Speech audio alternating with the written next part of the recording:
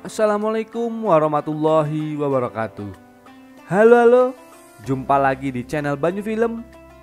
Di film kali ini, Banyu akan membahas film yang berbeda dari biasanya, yaitu film Islami yang menceritakan seorang nabi paling tampan, yaitu Nabi Yusuf.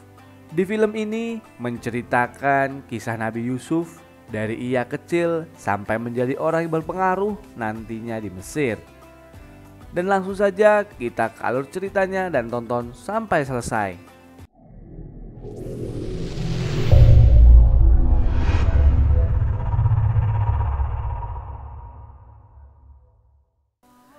Di awal film, kita diperlihatkan di suatu daerah bernama Fadan Arab. Tinggallah Nabi Yakub alaihissalam atau ayah dari Nabi Yusuf alaihissalam. Dia terlihat sedang mengembala kambing dan berhenti di sebuah kuil, di mana di kuil itu terdapat para warga yang sedang meminta pertolongan kepada berhala yang bernama Ashitar, yang mereka anggap sebagai Tuhan mereka untuk menyembuhkan anaknya dari penyakit. Di malam harinya, Nabi Yakub berkhotbah ke warga Fadan yang menjelaskan bahwa kita hidup di zaman Nabi yang malaikat saja sujud kepadanya. Tapi warga Fadan kebanyakan masih menyembah sesuatu yang mereka ciptakan sendiri, bukannya menyembah sesembahan yang menciptakan dunia dan seisinya, yaitu Allah Subhanahu wa taala. Di sini Nabi Yakub juga mengatakan bahwa dia adalah utusan Allah untuk mereka dan perkataannya berasal dari kitab-kitabnya yang sekarang kita kenal dengan Al-Qur'an. Di sini masih banyak yang tidak percaya dengan Nabi Yakub dan beberapa warga malah mengatakan bahwa kitabnya itu telah menghina Tuhan mereka. Tapi Nabi Yakub mengatakan bahwa kitabnya sama sekali tidak menghina Tuhan mereka. Dia juga balik bertanya kepada para warga, apakah patung Ashitar menciptakan kalian atau kalian yang menciptakan patung itu? Beberapa warga pun mulai mempercayai perkataan Nabi Yakub yang masuk akal. Tapi tetap saja ada beberapa warga yang tidak mempercayainya dan mempertanyakan, apakah Tuhan Nabi Yakub lebih kuat dari Tuhan-Tuhan yang lain? Tak berselang lama, datang pendeta kuil dan membubarkan para kerumunan dengan mengatakan bahwa gara-gara keingkarannya Nabi Yakub, maka Fadan dilanda kemarau yang berkepanjangan. Keesokan harinya di kuil Ashitar, terlihat sedang melangsungkan hukuman bagi warga yang melawan patung Ashitar dengan melemparinya menggunakan batu dan menyebutnya Tuhan yang bodoh. Lalu datanglah Nabi Yakub yang akan menebus warga itu. Namun para pendeta tidak menyetujui tebusan itu karena warga itu adalah musuh bagi Ashitar. Lalu Nabi Yakub mengatakan, kenapa kalian tidak menangkapku padahal akulah yang paling pertama memusuhi patung Ashitar itu? Ternyata para pendeta tidak berani menangkap Nabi Yakub karena dia adalah menantu dari Panglima Fadan. Lalu tak berselang lama datang sang Panglima yang menyuruh pendeta untuk membebaskan warga itu karena sudah ditebus oleh Nabi Yakub. Dengan rasa takut, pendeta itu pun akhirnya melepaskan warga itu. Nabi Yakub ini mempunyai 4 istri dan 11 anak.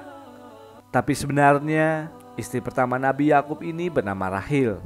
Tapi karena bertahun-tahun dia tidak diberi anak dari Rahil, makanya Rahil menghadiahkan para pembantunya untuk diperistri oleh Yakub agar sang nabi mendapatkan seorang keturunan. Setelah bertahun-tahun Rahil tidak mendapatkan seorang anak, akhirnya dia hamil dan akan mempunyai seorang anak pertamanya.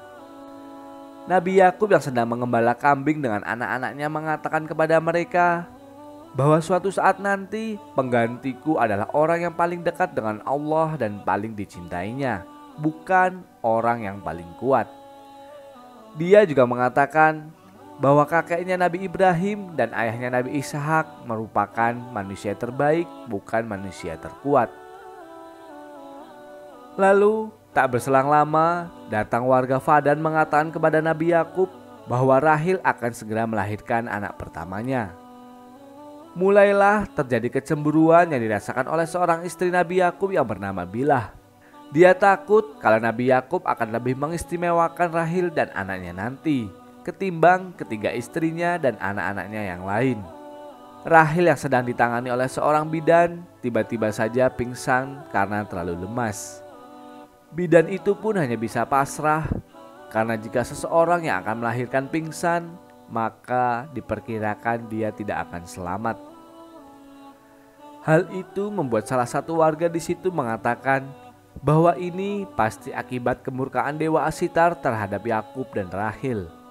Namun Nabi Yakub yang mengetahui keadaan Rahil semakin memburuk, ia lalu pergi untuk berdoa kepada Allah SWT untuk meminta pertolongan. Ayah Rahil atau sang panglima Fadan semakin percaya kalau Yakub adalah pembawa petaka bagi warga Fadan. Apalagi dia malah pergi saat istrinya sedang dalam kondisi memburuk. Namun ternyata Nabi Yakub pergi menyendiri untuk meminta pertolongan kepada Allah SWT. Dia terus berdoa sampai malam tiba. Sementara itu, di rumah Rahil para warga mulai mengatakan kalau Yakub telah dikutuk oleh para dewa Babilonia. Para pendeta yang mendengar kabar itu pun merasa sangat senang dan berniat akan menolong Rahil untuk membuktikan bahwa Tuhan mereka lah yang akan menang. Mereka pun datang ke tempat Yakub dan mengatakan, "Kenapa kalian tidak meminta bantuan kepada Tuhan Yakub yang dianggapnya adalah paling kuat?"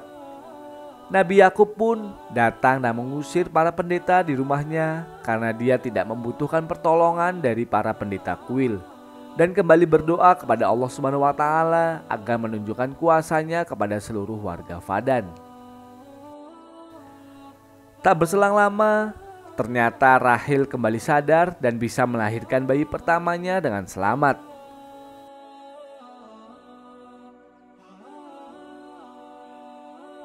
Dan sementara itu, penyihir yang diusir oleh Yakub tadi terus memohon kepada Tuhannya agar dia segera menghukum Yakub dan berharap Rahil dan anaknya mati malam ini. Tapi tak sengaja dia malah menjatuhkan obor api yang membuat kuil itu terbakar bersamanya.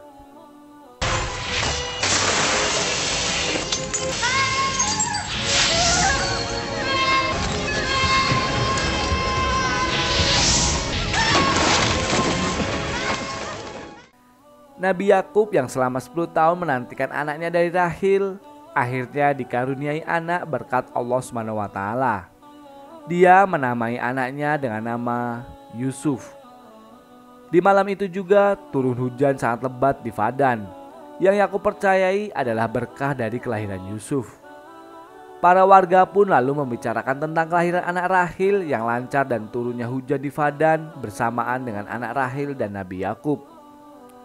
Warga yang tadi mengatakan Yakub dan Rahil terkena kutukan terkejut mengetahui Rahil dan bayinya sehat walafiat.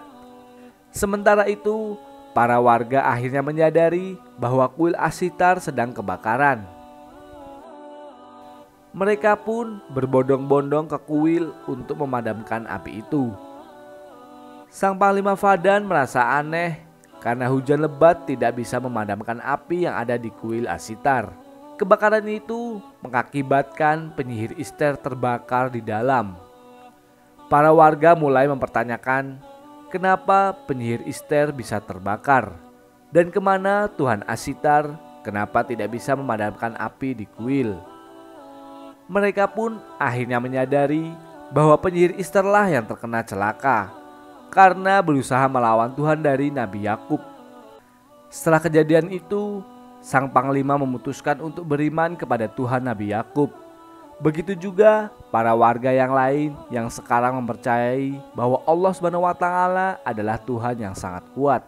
Mereka juga meninggalkan kuil yang sedang terbakar tanpa memadamkan api terlebih dahulu. Para warga Fadan akhirnya kini beriman kepada Allah SWT tanpa terkecuali. به نبوت شما اقرار کنم. خدایان سرد و سنگی همه پیامبران و فرستادگانش ایمان می‌آوریم. 5 tahun telah berlalu, dan dalam waktu itu pula rahmat Allah terus mengalir kepada penduduk Fadan. Yusuf yang kini sudah beranjak menjadi anak-anak diajak oleh Rahil dan Yakub untuk pergi ke padang gurun. Mulai terjadilah kecemburuan yang dialami oleh istri lain karena Nabi Yakub lebih mengistimewakan Rahil daripada istri lainnya.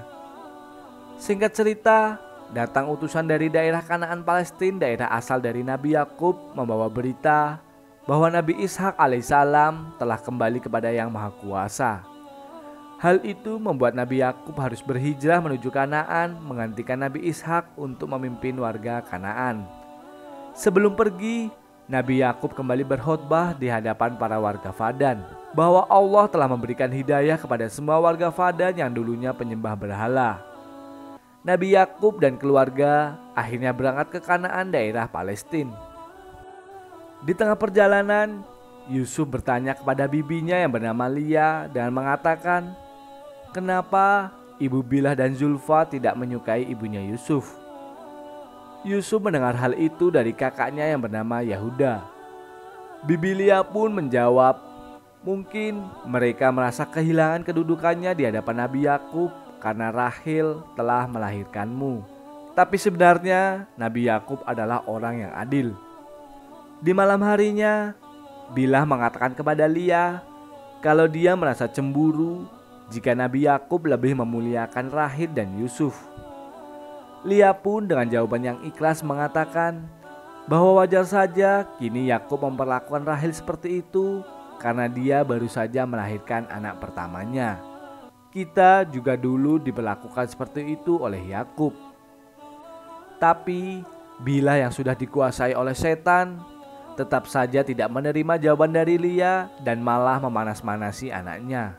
Di saat rombongan hampir sampai di Kanaan, Rahil yang hamil anak kedua mulai merasakan kontraksi, yang tandanya dia akan segera melahirkan anak.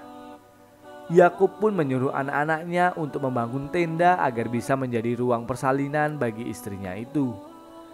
Kemudian Nabi Yakub kembali berdoa kepada Allah SWT untuk kelancaran persalinan Rahil.